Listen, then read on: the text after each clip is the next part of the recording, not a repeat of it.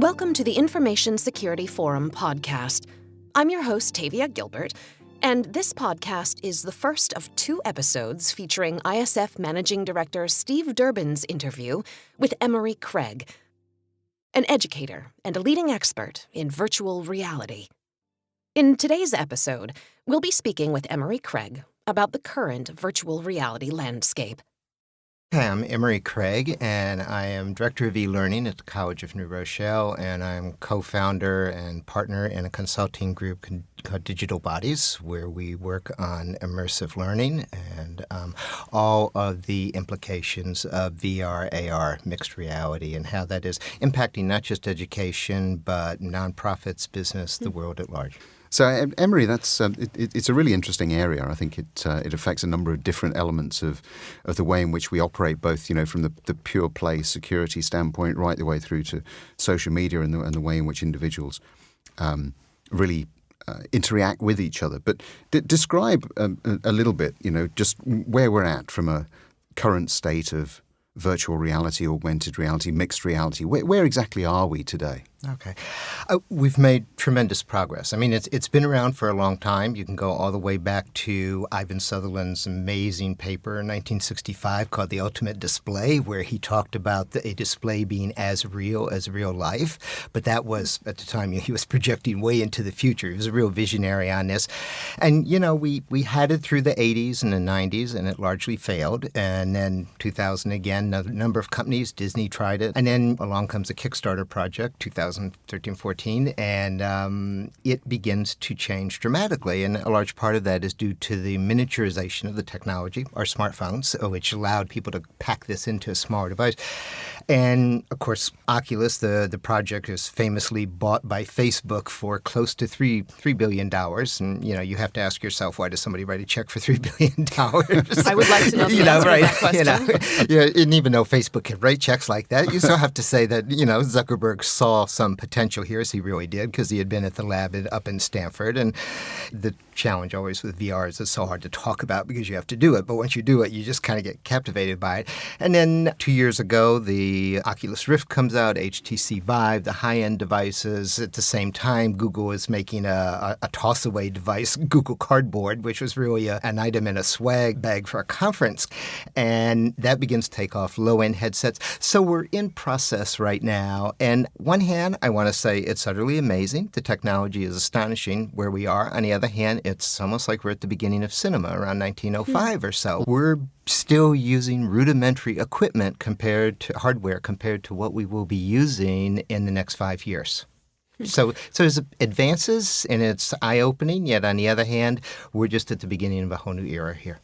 And you've touched on some of the ways in which it's evolved over that period of time. Are there some successful implementations of VR or AR out there at the moment that you could tell us about that give us a bit of a flavor as to the sorts of things that we might be able to use this for? First of all, in medical education, medical training, there's been a lot of work done, and there's been some really amazing projects that have been done. Children's Hospital in Los Angeles has done just utterly amazing simulation, which not only do you see the virtual mannequin on a table, but you're totally immersed in an environment where you have the nurses and the doctors barking orders. You have parents off to the side, and it's programmable, so you can do it different ways. So the parents may be everything from I'm just completely distraught over my child here to don't you dare touch my child. Mm-hmm. And this can all be pre-programmed or set for different outcomes.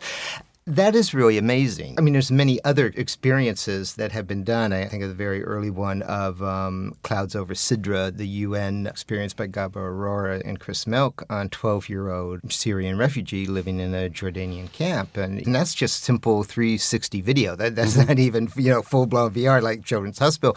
But it's still just so compelling to be standing next to her in class and to be immersed in this environment and see the life she lives. And it's tragically the very lack of hope she has in a way, or trying to find hope when she's kind of looking at her life and going, I'm here in a Jordan, right? The only thing I see from Sidra are the clouds coming over from Syria because the weather patterns. So there's that. There's some other stuff that's been done recently that I think is really wonderful. So much good work in the film festivals. I mean, what's going on at Sundance, and we've been going to Sundance and Tribeca Film Festival every year, and just really amazing work out there. I think of Spheres, Songs of Space-Time, which is this wonderful experience which combines both storytelling and science. You step into this, and it's trying to help you understand or experience whatever way possible virtually a black hole, which is, really tough to kind of even for scientists to talk about, because you have this,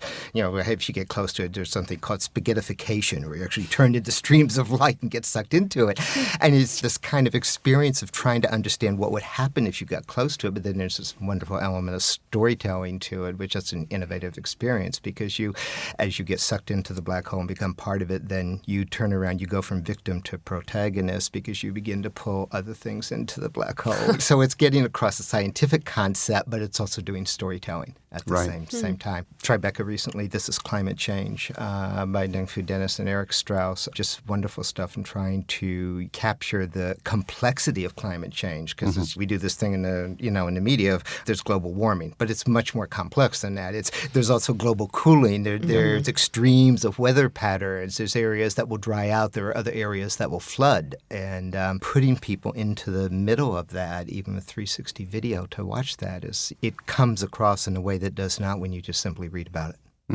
Yeah, and one of the things that immediately springs to mind for me is using that combination of different scenarios to really reenact some of the cyber simulation that is so necessary today, particularly if we look at critical infrastructure, the impact of attack or downtime on critical infrastructure. And clearly that's something that we know we're going to have to face. That multi-pronged attack is probably the one that scares me the most. And using things like this to actually sort of play out how you might respond to that, what the impact of it might be, is certainly something that is pretty valuable. It's a bit like what you were just saying around in the children's hospital, because you can program it. Right. Obviously, there's huge security issues here, and the infrastructure behind us is going to be so much larger than the current infrastructure we have, because just the massive amounts of data that have to flow across a network in order to create a virtual experience. Right now, we do our social media, and it's outside some low-level video that, as we're just starting to do now with virtual with VR headsets, which is to cut the cord and have wireless headsets or self-contained headsets. So then the data is all flowing through the infrastructure. That was the first of our two-part conversation with Emory Craig, an educator and an expert in VR, AR, and mixed reality. I know ISF members will be fascinated by this conversation about the new technology of virtual reality, alternate reality, and mixed reality, and you'll want to stay tuned for the next episode, where we talk with Emory about the ethical concerns related to this tech. For more conversations with leading experts in cyber technology and cybersecurity, please visit securityforum.org.